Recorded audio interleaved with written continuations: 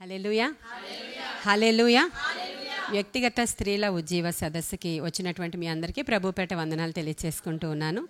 మరి ఈరోజు మనం ధ్యానం చేయబోయేటువంటి అంశము రూతు గ్రంథం నుంచి రూతు గారి గురించి కొన్ని విషయాలు మనం ధ్యానం చేసుకుందాం. ప్రతి వారం కూడా ఒక్కొక్క స్త్రీ గురించి మనతో దేవుడు మాట్లాడుతూ ఉన్నారు. రూతు గురించి మన అందరికీ తెలిసిన విషయమే అయినప్పటికీ ఆవిడ జీవితంలో నుంచి వేరొక కోణంలో నుంచి మనతో ఈరోజు దేవుడు ఏం మాట్లాడతారో మనము ఆలోచన చేసుకుందాం. నయోమి అనేటువంటి ఒక స్త్రీ ఉంది, రూతు గ్రంథంలో మనకు కనిపిస్తుంది ఆవిడ. అంతకంటే ముందు ఈ రూతు గ్రంథాన్ని ఎవరు రాశారు, ఈ రూతు గ్రంథం ఎప్పుడు రాయబడింది, ఈ రూతు గ్రంథంలోని విషయాలన్నీ మరి ఎవరు దీనిలో పొందుపరిచారు అనేటువంటి ఆలోచన చేస్తే దీని రైటర్ పేరు అక్కడ రాసలేదు. పైన న్యాయాధిపతులు ఏలుచున్నటువంటి కాలంలో అనేటువంటి స్టార్టింగ్ ఉంటుంది మీకు, అంతేనా ఉంది. అంటే న్యాయాధిపతులు అప్పటికి ఇంకా రాజులు లేరు, న్యాయాధిపతులు ఏలుతున్నటువంటి కాలంలో జరిగిన ఒక సంఘటన ఇది. కాబట్టి ఈ యొక్క గ్రంథాన్ని రాసిన వారు సమూయేలు గారు అనేటువంటిది ప్రవక్తలు అంటే చరిత్రకారుల యొక్క అంచనా. సమూయేలు గారు రాసుంటారు ఈ గ్రంథాన్ని, ఎందుకంటే న్యాయాధిపతుల తర్వాత ఇది ఉంది కాబట్టి. ముందు న్యాయాధిపతుల గ్రంథంలోనే కలిసి ఉండేది ఇది. ఆ తర్వాత ఈ బైబిల్లో ఉన్నటువంటి 66 పుస్తకాలను డివైడ్ చేస్తున్నప్పుడు ఈ రూతు అనేది కూడా ఒక బుక్గా డివైడ్ చేశారు. అక్కడ న్యాయాధిపతులు వేరు, రూతు అనేటువంటి బుక్ని వేరేగా డివైడ్ చేశారు. అసలు అన్యురాలైనటువంటి ఒక మోయాబీయురాలు పేరు మీద బైబిల్ గ్రంథంలో ఒక బుక్ ఉండడం అనేది మహా అద్భుతమైన విషయం. అందుకని ఈరోజు ఈ యొక్క అంశానికి మనం ఏం పేరు పెట్టుకుందామంటే ధన్యురాలైన అన్యురాలు. బాగుందా? ధన్యురాలైనటువంటి అన్యురాలు. ఈవిడ అన్యురాలు కదా, ఆవిడ మోయాబీయురాలు రూతు అనే ఆవిడ. అసలు రూతు అనే ఆవిడ ఎవరింట్లోనికి వచ్చింది, ఎలా ఎంటర్ అయింది మనం చూస్తే బెత్లెహేములో ఉన్నటువంటి బెత్లెహేమ్ అనబడేటువంటి ఒక ఊరిలో ఉన్నటువంటి ఒక కుటుంబము.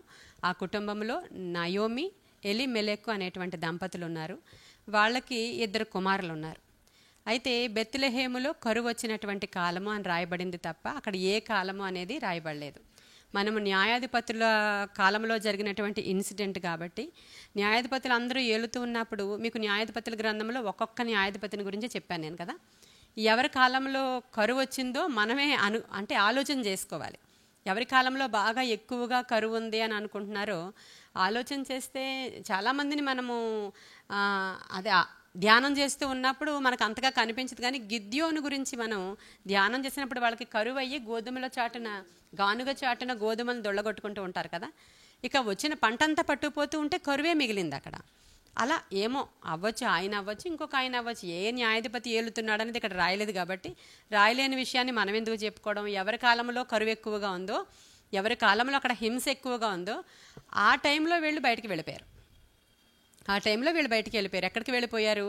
మోయాబ్ అనేటువంటి ప్రదేశానికి వెళ్ళిపోయారు. అయితే మోయాబు ప్రాంతానికి అక్కడ ఉన్న వాళ్ళు అందరూ వెళ్ళిపోయారా అంటే వెళ్ళిపోలేదు. అందరూ ఆ కరువు కాలంలో ఇజ్రాయెల్ కంట్రీలోనే హత్తుకుని ఉన్నారు. కంట్రీని వదలరు వాళ్ళు. అంటే బెత్లెహేముని విడిచిపెట్టరు. బెత్లెహేము అంటే అర్థం ఏంటంటే రొట్టెల గృహము అనే అర్థం. అందులోకి యెహోవా దేవునికి వీళ్ళు పండుగలు ఆచరించాలి, మందిరాల్లో కనబడాలి, అక్కడ ఉన్నటువంటి మగవాళ్ళు ఇయర్లీ 3 times దేవుని మందిరానికి వెళ్ళాలి. ఇవన్నీ ఉన్నాయి కాబట్టి వేరే ప్రాంతానికి వీళ్ళు వెళ్ళడానికి అసలు అవ్వదు. మరి వీళ్ళు ఎందుకు వెళ్ళిపోయారో, ఆ యొక్క భర్త యొక్క ఇన్ఫ్లుయెన్సో భార్య యొక్క ఇన్ఫ్లుయెన్సో మనకు తెలీదు. ఆ ప్రదేశానికి కరువు తాత్కాలికంగా వచ్చినటువంటి ఆ శ్రమని తట్టుకోలేక దేవుని ఇంటిని విడిచి వేరే చోటకు వెళ్ళిపోయిన సందర్భం చాలా నేర్చుకోవచ్చు మనం. ఒక్కొక్క వారి గురించి మాట్లాడుకుంటున్నప్పుడల్లా చాలా సంగతులు మనతో మాట్లాడతాడు పరిశుద్ధాత్మదేవుడు. తాత్కాలికంగా కొన్ని శ్రమలు మనకి వస్తూ ఉంటాయి. అంత మాత్రాన దేవుడు ఏం చేశాడని పక్కకి వెళ్ళిపోతామా? దేవుడు ఏం చేశాడని వేరే ఊరు వెళ్ళిపోతామా? వేరే ప్రాంతం వెళ్ళిపోతామా? అవన్నీ కూడా మనం చేయలేము. కానీ వీళ్ళు దేవుని విడిచిపెట్టారని రాయబడలేదు. దేవుని విడిచిపెట్టలేదు. రొట్టెల గృహమైనటువంటి బెత్లెహేముని వాళ్ళు విడిచిపెట్టారు. అందరూ వెళ్ళిపోతున్నారు వలస, ఈ కుటుంబం కూడా వెళ్ళిపోయిందని రాయబడలేదు అక్కడ. చూసారా మీరు? వాళ్ళందరూ తట్టుకుని అక్కడే ఉన్నారు కదా, వీళ్ళు మాత్రమే వెళ్ళిపోయారు. చరిత్రకారుల అంచనా ప్రకారం ఎలిమెలెక్ అనేటువంటి వ్యక్తి చేతి పని గలవాడనమాట. అంటే ఎత్తడి, ఇనుము అలాంటి చేతి పనులు చేసేటువంటి అలాంటి వృత్తి విద్య కలిగినటువంటి వ్యక్తి. మరి అక్కడ చేసుకుందామని వెళ్ళిపోయాడో ఆయన ఏమో తెలియదు. కానీ వీళ్ళు ఈ ఊరు దాటి మోయాబు ప్రాంతానికి వెళ్ళిపోయారు. అక్కడికి వెళ్ళిపోయిన తర్వాత ఇంక చరిత్ర మరలా ఏం చెప్పట్లేదు. కానీ 10 years తర్వాత వీళ్ళ పరిస్థితి చూసేటప్పటికి అక్కడ ఈయనకి 2 కొడుకులు ఉన్నారు. ఇద్దరు కొడుకులకి కూడా మోయాబు స్త్రీలనిచ్చి పెళ్లి చేసేసారు వాళ్ళు. అది కూడా చాలా ఆశ్చర్యకరమైనటువంటి విషయం మనకి. ఎందుకంటే అసలు వీళ్ళు బెత్లెహేం అంటే ఒక్కొక్క చరిత్రకారులు ఒకలా చెప్పారు, మరి నాకు అంత ఐడియా లేదు. బైబిల్లో వెనకాల ఉన్నటువంటి మ్యాప్లు మనం చూస్తే బెత్లెహేం దగ్గర నుంచి మోయాబు ఎక్కడుందో అవన్నీ ఉంటాయి, మనకి మ్యాప్స్లో ఉంటాయి. అక్కడ నుంచి ఇక్కడ వరకు బొమ్మేసి ఉంది, ఎన్ని కిలోమీటర్లు నేను ఎలా చెప్పగలను. కానీ ఒకరంటారు 50 km అంటారు, 50 km అంటారు, కిలోమీటర్లు అంటారు, లేకపోతే మైళ్ళు అంటారు. అలాంటి నాకు అన్నీ తెలియవు. కానీ మొత్తానికి బెత్లెహేం అటువైపు ఉంటే మోయాబీ చివరికి ఉంటుంది అనమాట. తర్వాత వెళ్ళినప్పుడు మీరు మ్యాప్లో చూసుకోండి ఇంటి దగ్గర. అంటే అన్ని బైబిల్స్లో ఉండవు, కొన్ని పాత బైబిల్స్లో ఉండొచ్చు. అయితే ఈ విధంగా ఈ యొక్క మోయాబుకు వెళ్ళిపోయారు వీళ్ళు. అక్కడ నుంచి ఒకవేళ వీళ్ళకి వివాహ వయసు వచ్చినప్పుడు బెత్లెహేంకి వచ్చి అమ్మాయిలను తీసుకుని వెళ్ళొచ్చు. కానీ వాళ్ళు ఎందుకు మరి అలా మోయాబు స్త్రీలను పెళ్లి చేసుకున్నారో మనకు అర్థం కాదు. ద్వితీయోపదేశ ఖండంలో క్లియర్గా చెప్పాడు దేవుడు, మోయాబీయులను కానీ అమ్మోనియలను కానీ ఇజ్రాయిలీల వంశంలోని వాళ్ళు ఎవ్వరూ కూడా పెళ్లి చేసుకోకూడదు. ఒక తరం కాదు, 10 తరాల వరకు, 10 తరాల వరకు కూడా మోయాబీయుల్ని ఇజ్రాయేలీలు పెళ్లి చేసుకోవడానికి వీలు లేదు అనే కట్టడ ఉన్నప్పటికీ వీళ్ళు ఎందుకంత డేరింగ్ చేశారో నాకైతే అర్థం కాదు అది చదివినప్పుడు. అసలు మనం అబ్రహాం గారిని చూస్తాం, ఎక్కడో ఉన్నా సరే ఇక్కడ అమ్మాయి మాకొద్దు, మా అమ్మాయే కావాలని చెప్పి ఎలియాజర్ని పంపించడం మనం చూస్తాం. ఈ స్టోరీస్ అన్నీ అయిన తర్వాత వచ్చిన వాళ్ళే కదా వీళ్ళు. అయినా సరే మరి ఎందుకంత ధైర్యం చేసేసారో, ఎందుకంత దేవుని పట్టణం దగ్గర నుంచి దాటిపోయి వెళ్ళిపోయారో, తాత్కాలికంగా వచ్చినటువంటి శ్రమలకి కృంగిపోయి భక్తిహీనతలోనికి వెళ్ళిపోయారో అనేది కూడా ఒకసారి మనం ఆలోచన చేసుకోవాలి. అక్కడున్నా మేము భక్తిగానే ఉంటాము అంటే అది ఎలా ఉంటుందంటే మేము మందిరానికి రాపోయినా బాగానే ఉన్నాం అన్నట్లు ఉంటుంది అది. అవునా కాదా? అంతేనా? చాలామంది ఇలా చెప్తుంటారు మనకి, మందిరానికి రాపోయినా మేము చాలా బాగున్నామండి, అక్కడికంటే ఇప్పుడు ఇంకా మంచిగా ప్రార్థన చేసుకుంటున్నాం అంటున్నారు. నిజమేనంటారా? పౌలు గారు ఏం చెప్తున్నారు? సహవాసంగా కూడుట మీరు అస్సలు మానొద్దు. ఎందుకంటే కట్టే ఆ పొయ్యిలోంచి తీసి పక్కన పెడితే చల్లారిపోతుంది తప్ప ఏమాత్రం ఉపయోగకరంగా ఉండదు. అది తప్పు, అది కరెక్ట్ వాదన కూడా కానే కాదు. వీళ్ళు అలా అనుకున్నారేమో బహుశా. వెళ్ళిన తర్వాత 10 సంవత్సరాల కాలంలో అయిన డ్యామేజ్ ఏంటంటే ఇంట్లో అసలు మగవాళ్ళు అనేవాళ్ళు లేకుండా 3 చనిపోయారు. భర్త, 2 కుమారులు, 3 విధవలు మిగిలారు ఆ ఇంట్లో. ఎంత భయంకరమైన శోధన వచ్చిందో ఒకసారి ఆలోచిస్తే, చాలా భయంకరమైన శోధన. ఇంకా నయోమి, ఇంచుమించు నయోమి అంటే మధురం అని అర్థం ఆవిడ పేరు. కానీ ఆవిడ ఎలా మారిపోయింది ఇప్పుడు? చేదుగా మారిపోయింది తన జీవితం. తనకు తెలుస్తుంది, అది అక్కడికి వెళ్ళాక తెలుస్తుంది. అయితే 2 కుమారుల్ని పోగొట్టుకుంది, భర్తని కూడా పోగొట్టుకుంది. మనకి ఇదంతా తెలిసిన వృత్తాంతమే. అయినప్పటికీ దీంట్లోంచి ఏమైనా కొంచెం మాటలు మనకు ఉపయోగపడతాయేమో అన్నట్టు. దేవునితో ఆటలాడుకుంటే ఎలా ఉంటుందో, దేవుణ్ణి విడిచి వెళ్ళిపోతే ఎలా ఉంటుందో, ఏం పర్వాలేదు లేని టేక్ ఇట్ ఈజీ పాలసీలు ఈ రోజుల్లో అందరికీ take it easy, take it easy, take it easy అంటే అర్థమవుతుంది కదా మీకు. టేక్ ఇట్ ఈజీ అంటే ఏం పర్వాలేదులే. ఇదివరకు కరోనాకి ముందు ఒక్కరోజు మందిరం మానడానికి ఎవ్వరూ కూడా డేర్ చేసేవాళ్ళు కాదు. నిజంగా నిజం అది. ఎంత దూరమైనా ఈరోజు ఊరు వెళ్ళాల్సి వచ్చినా ఫస్ట్ సర్వీస్ ఎక్కడైనా ఉంటే వెతుక్కుని వెళ్ళి వచ్చిన వాళ్ళు నాకు చాలామంది తెలుసు. ఈరోజు అసలు మందిరానికే రాకుండా ఆన్లైన్లో ఫాలో అయిపోతున్నారు. మందిరం దగ్గరగా ఉన్నా టైం అయిపోయిందిలే ఇంకేం వెళ్తాం, దీంట్లో ఫాలో అయిపోదాం అనుకుంటున్నారు చాలామంది. చాలామంది అయితే ఇంకా అసలు ఎంత నిర్లక్ష్యం అంటే అంత నిర్లక్ష్యం చేస్తున్నారు. ఇదే టేక్ ఇట్ ఈజీ అంటే. ఇలాంటివి మన జీవితంలోనికి భక్తిహీనత ద్వారా వచ్చేటువంటి పాపాలన్నీ జొరబడిపోతాయి మన దగ్గరికి వచ్చి. ఆయన మందిరంలో ఉన్న సమృద్ధి వేరు, ఆయన మందిరంలో ఉన్న దీవెనలు వేరు. ఎలా ఉన్నా ఇక్కడ ఇరుకుందో లేకపోతే కష్టముందో నష్టముందో మనకి స్థలం ఉందో లేదో, నిన్నే తోటలో నాటారో ఆ తోటలోనే నువ్వు ఉండాలి, అక్కడే ఫలిస్తావు నువ్వు. నిన్నటి దినాన మన ఆరాధనలో మనల్ని అందరినీ కూడా ఒక మంచి ఫలాలు ఫలించే చెట్లలాగా తయారు చేస్తారంట ప్రభు. ఇక ఆరాధన అంతా మనం ఇలా తలలు ఊపుతూనే ఉన్నామంట. అంటే చెట్లు ఆరాధన చేస్తున్నాయి, ఫలాలతో కూడినటువంటి చెట్లు తలలు ఊపుతూ, ఇంకా చివరి వరకు ఏదో గ్రాఫిక్స్లో చూస్తున్నట్లే ఆ దర్శనం, గ్రాఫిక్స్ లాగే ఆ దర్శనం, చెట్లంతా ఊపుతూ. అయితే యేసయ్య చాలా బిజీగా ఉన్నట్లు ఒక్కసారి వచ్చి అలా వెళ్ళిపోయారు అనమాట. అంటే ఆయన చాలా బిజీగా ఉన్నట్లు అనిపించిందంట ఆ దర్శనం చూస్తున్నప్పుడు. అలా ఒక్కసారి వచ్చి అలా వెళ్ళిపోయారు. కానీ అలా ఆరాధన అంతా చెట్లన్నీ నాట్యమాడుతూ అలా అటు ఇటు తలలు ఊపుతూ, మరి ఎంత గొప్ప ధన్యత అండి. సరే దగ్గరగానే నాటపడ్డాం, మనకి స్థలమే లేదు, మనకి ఇరుకే ఉంది, కుర్చీయే లేదు, నిలబడే ఉన్నాం, మంచులోనే ఉన్నాం. అదా మనకు కావాల్సింది? దేవుని మందిర ప్రెజెన్స్లో ఉన్నామా కాదా? మనకు అక్కడ కంఫర్ట్ ఉందా, ఏసీ తగులుతుందా, కుర్చీ ఉందా? ఇది కాదు కదా మనకి. అవునా? అది కావాలా మనకి? అసలు అది కాదు, నిలవబడి ఎంతసేపైనా ఆ మాటల మాధుర్యానికి మనం అక్కడ నిలబడాల్సిందే. 3 రోజులు యేసుక్రీస్తు ప్రభు వారి యొక్క మాటల మాధుర్యానికి నిశ్చేష్టులై వాళ్ళందరూ అలా నిలబడిపోతే, అయ్యో మీకు ఆకలేస్తుందేమో అని ప్రభు అడగాల్సి వచ్చింది. అలా ఉండాలండి మనం, అలా ఉండాలి మనం. మీకు వారికి ఆకలేసి మధ్యదారిలో పడిపోతారేమో, వాళ్ళకి ఏదైనా పెట్టి పంపించండి అని ప్రభు అడిగే వరకు వాళ్ళు అలాగే వెళ్ళిపోదాం అనుకున్నారు. 3 రోజులు ఉండిపోయారంటే ఒకసారి ఆలోచన చేయండి. మనం ఇలా ఉండాలి, మన భక్తి ఇలా ఉండాలి. తాత్కాలికంగా వచ్చినటువంటి ఏ శ్రమలకి కూడా మనం అసలు కృంగిపోవద్దు. ఈరోజు ఇలా ఉంది, రేపటి దినాన తప్పకుండా దేవుడు మనల్ని లేవనెత్తుతాడు. సహవాసంలో నిలిచే ఉందాం, ఆ బెత్లెహేములో నిలిచే ఉందాం. అది రొట్టెల గృహం అండి. ఒకరోజు కరువు కలిగినా సరే ఆ సమృద్ధి అనేది మనకు అక్కడే దొరుకుతుంది. ఈ పాఠం దీంట్లో నుంచి నేర్చుకోవాలి మనం ఖచ్చితంగా.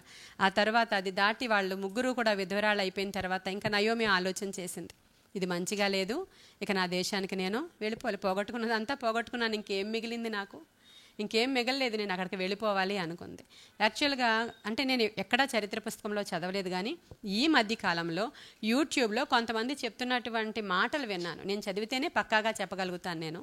నేను ఏ పుస్తకంలోనే చదవలేదు, కానీ ఈ రూతు అనే ఆవిడ అక్కడ ఉన్నటువంటి మోయాబు దేవత గుడిలో ఒక పూజారినిగా ఉందని, అంటే ఒక రాజవంశానికి చెందిన అమ్మాయే ఆమె అక్కడ పూజారినిగా ఉందని, ఒక రోజుని ఈ యొక్క నయోమి కుమారుడు వాళ్ళ చేతి విద్య పనులు కలిగిన వారని చెప్పాను కదా, అక్కడ ఏదో ఆ వర్క్ చేయడానికి అక్కడికి వెళ్ళినప్పుడు ఆయన మెడలో ఉన్నటువంటి 10 కమాండ్మెంట్స్ బిళ్ళను చూసినప్పుడు, నరహత్య చేయకూడదు అనేటువంటి కమాండ్మెంట్ అవి చదివినప్పుడు అసలు ఆ కాదేశో కామోషో దేవత గుడిలో ఈమె పూజారిణి అని, అయితే అక్కడ ఉన్నటువంటి దేవత దగ్గరికి వాళ్ళకి పుట్టినటువంటి పిల్లల్ని తెచ్చి నరబలులు అర్పిస్తూ ఉండేవారని, ఆ దేవత చేతిలో పెట్టాలన్నమాట. ఆ యొక్క బలిని పెడితే అది కింద నుంచి ఫైర్ పెడతారు, అది ఎత్తడి దేవత, అది ఆ చేతిలో ఇంకా ఆ మంటకి పిల్లడు చనిపోతాడు అనమాట, పిల్లగాని అది నరబలి ఇచ్చేవారు వాళ్ళ దేవతకి.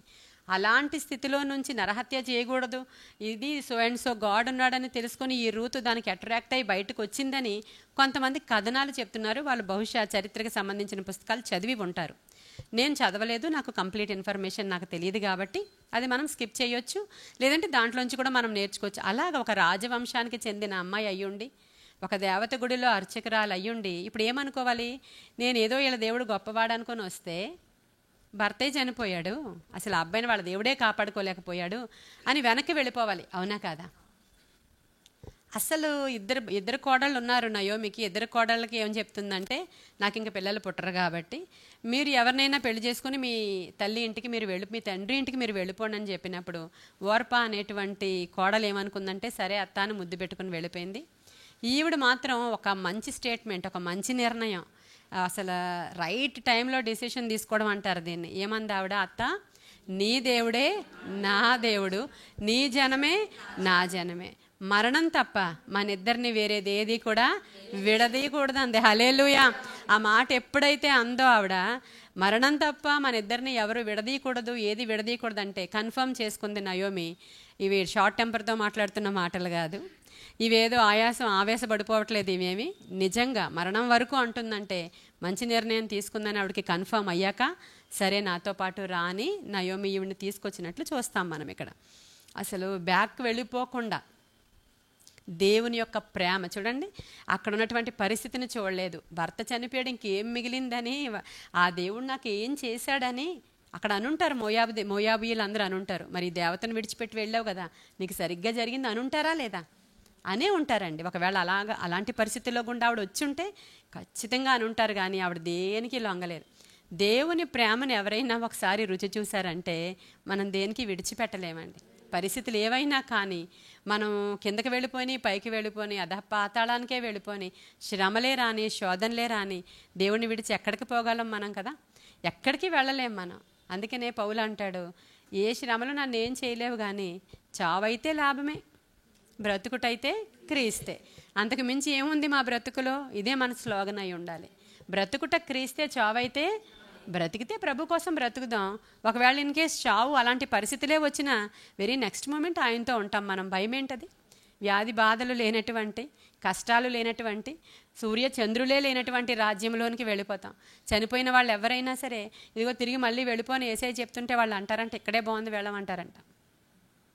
కానీ చచ్చిపోయే వరకు ఒక బాధ, అయిపోయిన తర్వాత మళ్ళీ వెళ్ళాల్సి వస్తుంది, నువ్వు నా సాక్షిగా బ్రతకాలి వెళ్ళు అంటే, ఇక్కడే బాగుంది నేను వెళ్ళలేను యేసయ్యా అంటారంట. లేదు ఇంకా భూమి మీద నీకు పని ఉంది వెళ్ళిరా అని చెప్తారంట ప్రభువు. అంటే కొన్ని సాక్ష్యాలు విన్నాక తెలిసిన విషయం. అలాగా ఇప్పుడు ఈ రూతుకి ఎలాంటి విజన్ ఉందో మనకు తెలియదు కదా. ఏ దర్శనం ప్రభువు ఇచ్చారో అన్నీ విడిచిపెట్టుకుని వచ్చిన తర్వాత ఆవిడ విజన్ గుండా ప్రయాణం చేస్తుంది అనుకోవాలి మనం. ఏ దర్శనం ఉందో తెలియదు, ఆ బెత్లెహేం చూడాలి అనే దర్శనం. కాబట్టి ఆవిడ నేను నీతోటి వస్తానంది. ఇద్దరు కలిసి వచ్చేసారు బెత్లెహేంకి. వచ్చినప్పుడు అసలు ఎలాగా వీళ్ళ ఆస్తులు అన్నీ కూడా ఎవరో ఆక్యుపై చేస్తారు, వీళ్ళ ఆస్తులన్నీ పోయాయి. ఆ సందర్భంలో ఈవిడ ఏ మాత్రం కూడా ఆలోచన చేసుకోవట్లేదు, నేను వెళ్ళి ఆ పొలంలో పరిగె ఏరుకొని వస్తాను, నువ్వు ఉండి ఇంట్లో అని చెప్పి బయటికి వెళ్ళినటువంటి స్త్రీ ఆవిడ. అక్కడికి వెళ్ళి విధవరాళ్ల కోసం పొలములో విడిచిపెట్టినటువంటి కొంత ఆహారం ఉంటుంది అనమాట. అంటే అక్కడ వాళ్ళు ఇజ్రాయేలీల కట్టడ ధర్మశాస్త్రం, మోషే ధర్మశాస్త్రం ప్రకారం పేదవాళ్ళకి ఇవి ఇవ్వాలి, విధవలకి ఇది ఇవ్వాలి, ఇంకా అనాథలకి ఇలా చూడాలి, మన యొక్క పంటలో కొంత భాగాన్ని ఇటువంటి వారి కొరకు కేటాయించాలి అనేటువంటి సిస్టమ్ ఉంది ధర్మశాస్త్రంలో. దాని ప్రకారం పొలంలో పరిగె ఏరుతూ ఉన్నప్పుడు ఏం చేస్తారంటే కొంత భాగాన్ని వాళ్ళు వాంటెడ్లీ విడిచిపెడతారనమాట. విడిచిపెట్టేసి పైన కంకులను మాత్రమే తీసుకుని వెళుతూ ఉంటారు. ఇక మిగిలినవి రాలినవి కింద పడినవి అటువంటివి ఇటువంటి బీదవారి కోసం విధవల కోసం కొంచెం వదలాలి, ఎక్కువగా విడిచిపెట్టాలన్నమాట మనం. అది సిస్టమ్ అక్కడ. అలాంటివి ఏరుకోవడానికి కూడా బయలుదేరి వచ్చింది. అయితే చరిత్రకారుల అంచనా ప్రకారం అతనికి ఉన్నటువంటి స్కిల్స్, చేతి పనుల ద్వారా వాళ్ళు అక్కడ బాగా సంపాదించి బాగా మంచి స్థానంలో ఉన్నటువంటి వారు, అందుకే అక్కడ ఉండిపోయారు వాళ్ళు. ఆ పనులు ఉన్నాయి, చేతి పనులు ఉన్నాయి, ఆశీర్వదింపబడ్డారు, ఆ లోకపరంగా ఆశీర్వదింపబడ్డారు. కానీ వాళ్ళు కోల్పోవలసింది అక్కడ కోల్పోయారు. అది ఒకటి జ్ఞాపకం చేసుకోవాలి. సరే, ఇక్కడికి వచ్చిన తర్వాత అంతటి స్థితిలో పెరిగినటువంటి రాజు కుటుంబంలో ఉన్నటువంటి ఆమె ఇక్కడికి వచ్చి ఏం ఆలోచించట్లేదు. ఒకప్పుడు నేను సో అండ్ సో, నేను ఎంత గొప్పదాన్ని, నేను ఎవరో తెలుసా అసలు నీకు, ఏం లేవు ఇక్కడ. ఆవిడ ఇక్కడ మనకి నేను ఒకటే చెప్తున్నాను, ఈ యొక్క 4 నెలల నుంచి తగ్గింపు, ఇది తప్ప నేను ఇంకేం చెప్పలేకపోతున్నాను. ఎందుకో నాకు తెలియదు. కానీ దేవుడు మనకి నేర్పిస్తున్నది తగ్గింపు. ఎలా తగ్గించుకోవాలి, ఎంత హంబుల్గా ఉండాలి, ఎంత ఒబీడియంట్గా ఉండాలి, దేవుని సన్నిధిలో ఎలా ఉండాలి, మన ఇంట్లో ఎలా ఉండాలి. ఇప్పటి వరకు మనం రెచ్చిపోయిన వాళ్ళమే, మనం ఏం మంచి వాళ్ళం కాదు అసలు. అలా అని చెడ్డవాళ్ళమని నేను చెప్పట్లేదు. ఇలాంటి లక్షణాల పరంగా చూస్తే నేనేం తక్కువ అనేటువంటి ఒక ఫీలింగ్ మనలో ఉంది. ఎప్పుడైనా ఎవరైనా మనల్ని ఏమైనా అంటే వెంటనే ఎందుకు జవాబు చెప్పేస్తామంటే, ఎందుకు మన నోట్లోంచి వెంటనే జవాబు వచ్చేస్తుంది, ఆర్గ్యూ చేయడానికి ఎందుకు వెళతాము అంటే మనం గర్విష్ఠులం కాబట్టి.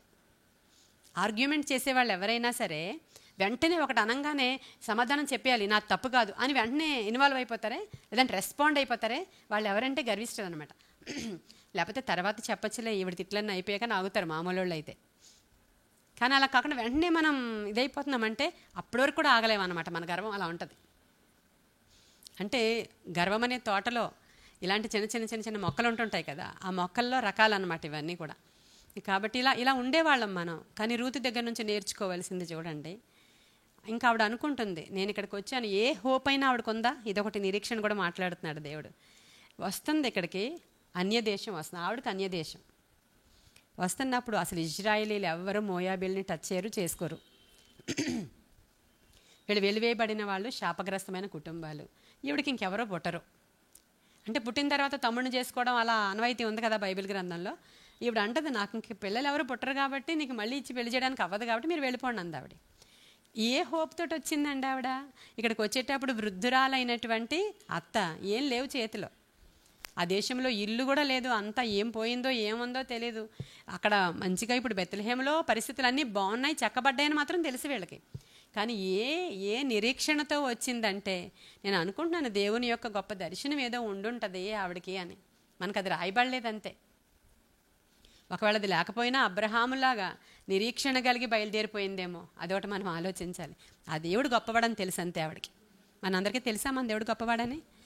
అంటే మనకి సహాయం చేస్తేనే గొప్పవాడా? చేసినా చేయకపోయినా షడ్రక మేషక్ అబేద్నగోలా చెప్పగలగాలి. ఆయన రక్షించినా రక్షించకపోయినా, రక్షించటం నా దేవుడు సమర్థుడు. రక్షించకపోయినా కూడా మేము చచ్చిపోయినా పర్లేదు, మేము మాత్రం ఆ దేవత కాళ్ళకి మళ్ళీ వెనక్కి వెళ్ళే ప్రసక్తి లేదని చెప్పాలండి. మనం అసలు ఏది మనల్ని దేవుడి నుంచి ఎడబాపదు, వేరు చేయదు, విడదీయలేదు. అది కదా దేవుని ప్రేమ అంటే అది కదా. కాబట్టి అలా బహుశా ఈ అమ్మాయికి ఏ దర్శనం ఉందో కానీ ఒక మంచి నిరీక్షణతో ఎంటర్ అయిపోయింది ఆ ఊరిలోనికి. ఊరి వాళ్ళందరూ వచ్చి సంతోషిస్తున్నారు. నయోమి బాగున్నావా, నయోమి బాగున్నావా, ఏంటి విషయాలని అడుగుతూ ఉంటే నన్ను నయోమి అనకండి మీరు, ఎందుకంటే అసలు ఆ నయోమి అని అనిపించుకునే అర్హత నేను కోల్పోయా. మధురం కాదు నా పేరు, నన్ను మారా అని పిలవండి అంటే ఆవిడ సిట్యుయేషన్ ఆవిడ చెప్పుకొని ఏడుస్తుంది అంతే. ఆవిడ అలా అయిపోయింది కదా ఇప్పుడు. ఆవిడ సిట్యుయేషన్ ఆవిడ చెప్పుకుంటుంది, ఏడుస్తుంది. సరే ఆ ఊరి వాళ్ళు సంతోషించారు. ఈవిడ పరిగి ఏరుకోవడానికి వెళ్ళింది. బోయజు అనేటువంటి ఒక యవ్వనస్తుని యొక్క, ఒక భూస్వామి యొక్క, ఒక ధనవంతుని యొక్క పొలంలోనికి వెళ్ళి ఈవిడ ఏరుకుంటుంది.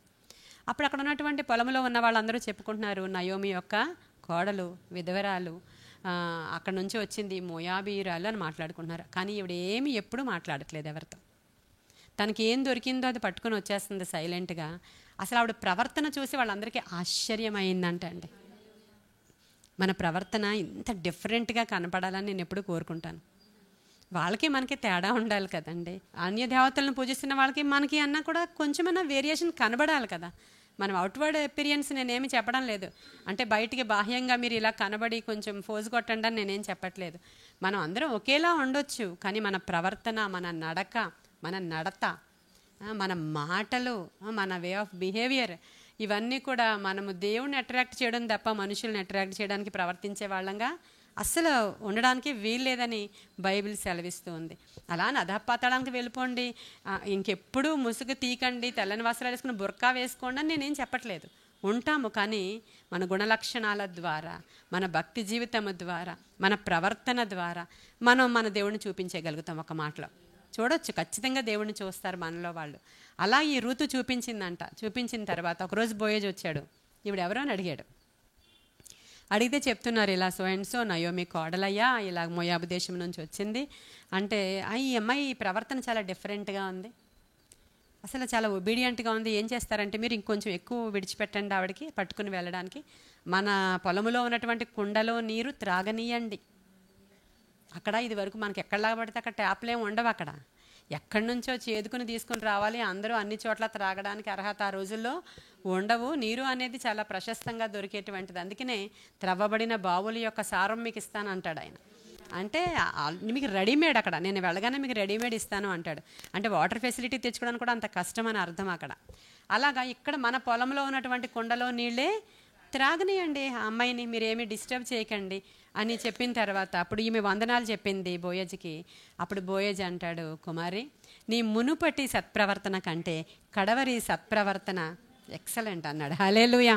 అంటే నిన్ను గూర్చి చెప్పారు, నువ్వు ఫస్ట్ ఇలా ఉండేదానివి, ఫస్ట్ అలా ఉండేదానివి, ముందు నువ్వు మంచిదానివి అని చెప్పారు, కానీ దానికంటే ఇప్పుడు నీ ప్రవర్తన అసలు ఎవరిని కదిపినా ఎవరిని అడిగినా అసలు నీ గురించినటువంటి ఇన్ఫర్మేషన్ ఎక్సలెంట్గా ఉందనే రివార్డ్ ఇచ్చాడు ఆయన. హల్లెలూయా. ఎంత బాగుంది కదా సాక్ష్యం. అసలు ఒక మనుషుల దగ్గర నుంచి మనం వీళ్ళు మంచివాళ్ళు అనిపించుకోవడం ఎంత కష్టం అండి బాబు. అసలు ఎంత మనం మంచిగా ఉన్నా కూడా అసలు అనిపించుకోలేము. అది మనం ఎంత చేసినా అనరు మనుష్యులు, అసలు దేవుడే అనిపిస్తాడు మనకి. మనుష్యుల నుంచి మనం ఎక్స్పెక్ట్ చేసి ఎంత చేసినా అనరండి వాళ్ళు. మనం ఎక్స్పెక్ట్ చేసి మంచిగా ఉందాం ఈ రోజు నుంచి చూడు ఖచ్చితంగా పొగుడుతారు అని చెప్పి మనం ఎవరి దగ్గర ఎన్ని చేసినా అసలు నిజంగా అసలు మనం అది వాళ్ళ దగ్గర నుంచి నటనకి అంటారేమో, మన మొక్క స్థుతి కోసం అంటారేమో తప్ప నిజంగా వాళ్ళ హార్ట్లోంచి రాదు మనం ఎంత చేసినా. కానీ మన దేవుడు అయితే అర్థం చేసుకుంటాడు. ఆయన మనకి సర్టిఫికెట్ ఇవ్వగలవాడు. ఆయన మనుషుల దగ్గర నుంచి మనకి సర్టిఫికెట్ ఇప్పిస్తాడు. ఆయన ఏదైనా చేయ సమర్థుడు. ఆయనే అక్కడ అమ్మాయి పక్షంగా నిలవబడిపోయాడు అంతే. ఒక మాట చెప్పాలండి, ఆమె నిలవబడిపోయింది దేవుడి కోసం, కాబట్టి ఆయన నిలవబడిపోయాడు అంతే. ఇక్కడ ఆమె దేవుడి కోసం, నీ దేవుడే నా దేవుడు స్టేట్మెంట్ వెళ్ళిపోయింది దేవుడి దగ్గరికి. ఒక మంచి రైట్ టైంలో రైట్ డిసిషన్ అంటాను నేను దీన్ని, అంతే కదండి. ఒక ఆలోచన ఆవిడ జీవితం అంతా మార్చేసింది. అయితే ఆ తర్వాత బోయజు వివాహం చేసుకోవడానికి కూడా ఇంకా చాలా జరిగినాయి మధ్యలో. ఇంకా సమీప బంధువుడు అక్కడ ఉన్నాడు, వెళ్ళు అక్కడ అడుగు అంటాడు. ఆ సమీప బంధువుడు నాకు అసలు సంబంధం లేదంటాడు. సరే అని చెప్పి ఇంకా మన బోయజే ఈవిడ్ని వివాహం చేసుకోవడానికి ఇష్టపడతాడు. దేవుడు నిర్ణయించింది, దేవుడు చూపించింది, అది ఎక్సలెంట్గా ఉంటుంది. కాబట్టి బోయజు విషయంలో చాలా ఆశ్చర్యకరమైన కార్యం దేవుడు చేసి మొత్తానికి రూతుని బోయజుతో జతపరిచారు, వివాహం చేసుకున్నాడు. ఈయన ఇంచుమించు ఒక ధనవంతుడు, ఆసామి, భూస్వామి, చాలా రాతితో కట్టబడిన పెద్ద పెద్ద కట్టడాలు ఉన్నటువంటి ఇళ్లలో ఆ బోయజు రూతు నివాసం ఉన్నారని చరిత్రకారులు చెప్తున్నారనమాట. అలాంటి ఇంట్లో వాళ్ళ నివాసం ఉంటూ ఉండగా ఇప్పుడు వాళ్ళకి ఒక బిడ్డ పుట్టాడు. ఆ బిడ్డ పేరు ఏం పేరు? ఓబేదు. ఏం పేరండి? ఓబేదు పుట్టాడు. ఓబేదును కనిన తర్వాత ఓబేదు కూడా పెద్దోడు అయిపోయాడు. పెద్దవాడు అయిపోయిన తర్వాత ఆ ఓబేదుకు ఒక కొడుకు పుట్టాడు. ఎవరు? జెస్సీ. ఇంగ్లీష్లో జెస్సీ, తెలుగులో యెషయి. యషయా కాదు, యెషయి. యెషయి పుట్టాడు. ఎవరికి పుట్టాడు? ఓబేదుకి యెషయి పుట్టాడు. ఈ యెషయికి ఇంకొక కొడుకు పుట్టాడు. ఎవరు? హల్లెలూయా, హల్లెలూయా. ఫస్ట్ దావీదు పుట్టలేదు, దావీదు అన్నలు పుట్టారు. లాస్ట్లో ఆ లాస్ట్ కొడుకు దావీదు. ఇంతవరకు మీకు స్టోరీ అర్థమైందా? ఇప్పుడు ఎక్కడి నుంచి స్టోరీ ఎక్కడికి వెళ్ళిపోయింది అంటే, రూతు గారి యొక్క వంశావళిలో నుంచి దావీదు గారు పుట్టడం, దావీదు వంశావళిలో నుంచి యేసయ్య, హల్లెలూయా, వెలివేయబడిన రాయి ఆవిడ. అసలు మోయాబీయురాలు, ఆ యొక్క అన్యురాలు, అసలు 10 తరాల వరకు యూదుల యొక్క ఇశ్రాయేలీయుల యొక్క వంశావళిలోనికి ఎంటర్ అవ్వకూడదు, కానీ తీసుకున్న నిర్ణయం.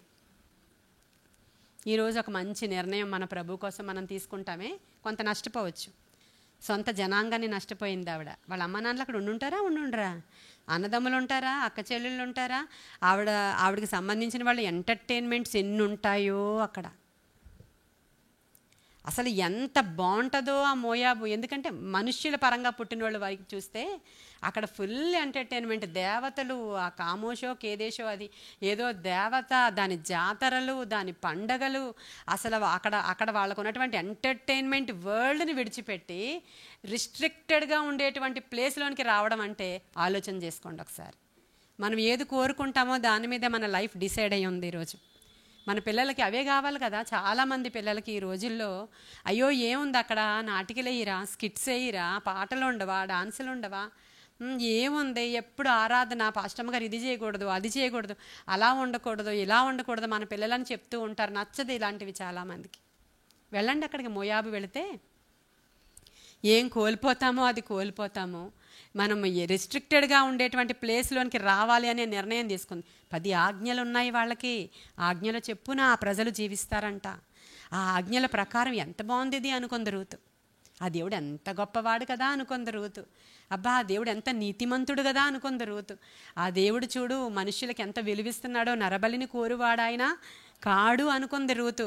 అక్కడ ఎలాంటి స్ట్రిక్ట్గా ఉన్నా నాకు పర్వాలేదు, ఆయనే నీ దేవుడే నా దేవుడు అంతే. ఈ లోకంలో ఎన్ని కోల్పోవలసి వచ్చినా పర్లేదు. భర్తనే కోల్పోయాను, సొసైటీలో నా యొక్క బంధువులనే కోల్పోయాను, తల్లిదండ్రులనే కోల్పోయాను, ఎంటర్టైన్మెంట్స్నే కోల్పోయాను, ఇక్కడ ఉన్నటువంటి లగ్జరీ లైఫ్ అంతా కోల్పోయాను, నాకేమొద్దు, నీ దేవుడే నా దేవుడే అని నిర్ణయం తీసుకుంటే యేసుక్రీస్తు ప్రభువారు ఆవిడ వంశంలో నుంచి వచ్చాడంట. ఇది చాలా గొప్ప విషయం. ఈ క్రిస్మస్ దినాలలో మరి ఈ విధంగా చెప్పడానికి నేను చాలా ఇష్టపడుతూ ఉన్నాను. అయితే ఈ రూతు దగ్గర నుంచి, ఈ రూతు బోయజకు పుట్టినవాడు ఓబేద్ అయితే, ఓబేద్ దగ్గర యెషయి వస్తే, యెషయి నుంచి మళ్ళీ దావీదు. ఆ దావీదు తర్వాత ఈ రాతి గృహములో ఇప్పుడు ఉండడానికి వీలేదు, ఎందుకంటే దావీదు మహారాజు కదా. బెత్లెహేములో ఉన్నటువంటి ఈ గృహం ఆయనకెందుకు? ఇప్పుడు ఆయన ఎక్కడున్నాడు? యెరూషలేముకు వెళ్ళిపోయాడు. ఆయన రాజకోటలో ఉన్నాడు కదా. రాజుగారి కోటలో పనిచేయడానికి అన్నలందరూ ఎప్పుడో వెళ్ళిపోయారు. ఆ తర్వాత వాళ్ళ నాన్న వాళ్ళు గతించిపోయి ఉంటారు. దావీదు గారు ఇంక యెరూషలేములో కాపురం ఉండిపోయాడు. ఆయన రాజకుటుంబం ఇప్పుడు అయింది, రాజగృహంలో ఉన్నాడు. బెత్లెహేములో సొంతూరులో. ఇప్పుడు నేను ఏ ఊరు వెళ్ళాను? మీ ఊరు ఏంటండి? గణపవరం. ఆ ఊరు వెళ్ళాను. ఆ ఊరు వెళ్ళినప్పుడు వాళ్ళ ఇల్లు అక్కడ ఉంది. ఆ ఊరిలో, ఆ ఊరితో ఏం పని ఇప్పుడు ఆవిడకి?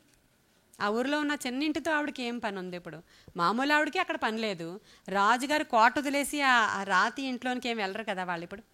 అలా ఆయన ఆ బెత్లెహేములో ఆయన సొంత ఆస్తులు అక్కడ ఉండిపోయినాయి. రాజుగారు అక్కడ ఉండిపోయారు. ఉండిపోయిన తర్వాత రాజుగారు ఒకసారి అరణ్యంలోనికి వెళ్ళిపోవాల్సిన పరిస్థితి వచ్చింది. అబిషాలోము ద్వారా తరమబడ్డాడు. జాగ్రత్తగా వినండి. అబిషాలోము ద్వారా తరమబడి అరణ్యంలోకి వెళ్ళిపోయిన తర్వాత అక్కడ ఒక ఆయన వీళ్ళకి సహాయం చేశాడు. ఆయన పేరు ఏం పేరు? బర్జిల్లై. బర్జిల్లై అనేటువంటి ఆయన ఫుడ్ అంతా సప్లై చేశాడు. పరుపులు ఇచ్చాడు, కొండలు ఇచ్చాడు, జున్ను పంపించాడు, వెన్న పంపించాడు, గోధుమలు పంపించాడు. మళ్ళీ ఆకలేస్తుంది అన్ని ఎందుకులే, అవన్నీ పంపించాడు కదా. ఇవన్నీ పంపించి వాళ్ళకి ఆహారం ప్రొవైడ్ చేశాడు కదా. ఇంకా అడవుల్లోంచి వెళ్ళిపోయేటప్పుడు ఏం చెప్పాడు? దావీదు నాకు కూడా వచ్చే నాయన అని పిలిచాడు. అప్పటికి బర్జిలయ్య వయసు 80+, 80 సంవత్సరాలు పైబడిన వృద్ధుడు అని రాసింది. ఆయన అన్నాడు, నేను నీ రాజనగర్కి వచ్చి ఏం చేస్తానయ్యా? అక్కడ నేను డాన్సులు చూడగలనా? రాజ్యంలో అదేమన్నా నేను అనుభవించగలనా? నేను రాలేను, నా కొడుకుని తీసుకెళ్ళు అని చెప్పాడు. కొడుకు పేరు ఏం పేరు? కిమ్హాము. ఏం పేరు? ఆయన్ని తీసుకుని ఈయన వచ్చాడు. ఎవరు? దావీదు. దావీదు దగ్గర ఆయన కూడా ఉన్నాడు. ఉండిన తర్వాత దావీదుకి కొడుకుల కంటే ఈయన మీద చాలా ప్రేమ ఎక్కువైపోయి అప్పుడు ఈ కిమ్హామ్కి ఏం చేశాడంటే, బెత్లెహేంలో ఉన్నటువంటి నా సొంత గృహాలు, సో అండ్ సో ప్లేసెస్, నా ఆస్తులు అక్కడ ఉన్నాయి, నువ్వు తీసుకొని ఆయన అని రాసిచ్చేశాడు. కిమ్హామ్కి రాసిచ్చేశాడు. అప్పుడు ఆ కిమ్హామ్ ఏం చేశాడంటే, వాళ్ళు ఉన్నంతకాలం ఉన్నారు, అంటే ఆస్తులను చూసుకున్నంతకాలం చూసుకొని తర్వాత దాన్ని సత్రానికి రాసిచ్చేశాడు. ఇప్పుడు యేసుక్రీస్తు ప్రభు వారు పుట్టవలసిన టైం వచ్చింది. వాళ్ళు ఆ యొక్క జనాభా లెక్కలు రాస్తున్నటువంటి టైంలో ఆ నజరేతుని విడిచి ఎక్కడికి వచ్చారు? బెత్లెహేమ్కి వచ్చారు. బెత్లెహేమ్కి వచ్చినప్పుడు ఎక్కడికి వచ్చారు? సత్రం దగ్గరికి వచ్చారు. హల్లెలూయా.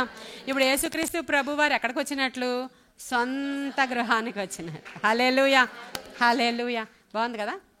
ఎంత బాగుంది! ఆయన ప్రణాళిక అంత గొప్పది. నువ్వు నేను అనుకుంటాం ఈరోజు ఏదో ఇక్కడున్నటువంటి పరిస్థితిని చూసి, ఇక్కడున్నటువంటి సంఘం యొక్క సిచ్యుయేషన్ చూసి, ఇప్పుడున్నటువంటి పరిస్థితులను చూసి ఇంతే అనుకుంటావు నువ్వు. దేవుని యొక్క ప్రణాళిక నీకు నాకు అర్థం అవ్వదు. అది నా పక్షంగా దేవుడు ఎంత ఉన్నత ప్రణాళికలు కలిగి ఉన్నాడో, ప్రతీదీ కూడా ఆయన చిత్తం, ఆయన ప్రణాళిక లోబడినప్పుడు. నువ్వు ఇష్టం వచ్చినట్లు పోతే ఎవరేం చేయలేరు. మనం లోబడితే ఆయన ప్రణాళిక చెప్పునే వెళతాం. అందుకనే అక్కడికి వచ్చేటప్పటికి సత్రంలో ఏమన్నారు? నొప్పులు వచ్చేస్తున్నాయి, ఆవిడికి స్థలం లేదు, పొండి పొండి పొండి అన్నారు వాళ్ళు. అలా అని పక్కనే పశువుల పాక ఏమి ఉండదు. ఎందుకు ఉంటుంది? రోడ్డు మీద చాలా అంటే ఐసోలేటెడ్గా ఉన్నటువంటి రోడ్డు మీద ఒక సత్రం ఉంది. మళ్ళీ కొంత దూరం వరకు ఏం కూడా ఉండవు అక్కడ. ఈ సత్రంలో బస చేయడానికి వచ్చిన వాళ్ళ యొక్క పశువులు కట్టడానికి, మేపడానికి గడ్డిను, పశువుల తొట్లు ఉన్నాయంట అక్కడ. కాబట్టి సత్రంలోనే పుట్టాడు ఈయన. పుట్టిన తర్వాత అక్కడ చోటు లేనందున అక్కడ పశువులకి మేత వేసేటువంటి ఆ తొట్టిలో ఆయన్ని పడుకోబెట్టారు. అంటే అక్కడే పుట్టాడు, సొంత ఇంట్లోనే పుట్టాడు, ఎక్కడ పుట్టాలో అక్కడ పుట్టాడు.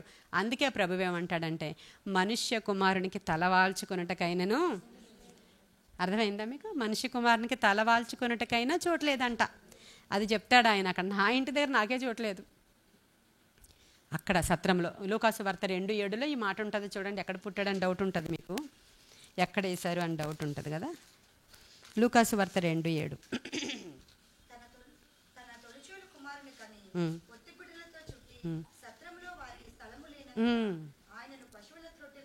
అంతే. అంతేగాని పక్కనున్న ఇంకొక పశువులశాలకు వెళ్ళారు కాదు. సత్రములో స్థలము లేనందున అక్కడే ఉన్నటువంటి, ఇప్పుడు బాటసారులు గాడిదలను పట్టుకుని ఇవన్నీ పట్టుకుని వెళుతూ ఉంటారు కదా, అక్కడ పశువులకి మేతేయడానికి అలాంటివేవో సంథింగ్ అని అలా రాసినటువంటి మాటలే. నేను వెళ్ళి చూసి రాలేదు, మీరు వెళ్ళి చూసి రాలేదు. రాసినటువంటి లేఖనాలలో ఉన్నటువంటి విషయాల్ని కొంచెం ఎనాలిసిస్ చేస్తూ ఉంటారు. తెలిసిన చరిత్రకారులు రాసినటువంటి బుక్స్లో విషయాల్ని మాలాంటి వాళ్ళని చెప్తూ ఉంటాం. అంతవరకునే మనకు తెలిసింది. ఇక్కడ ఏముందో అది చూసినప్పుడు సత్రంలో స్థలం లేదు, డెలివరీ అయిపోయింది ఆవిడ.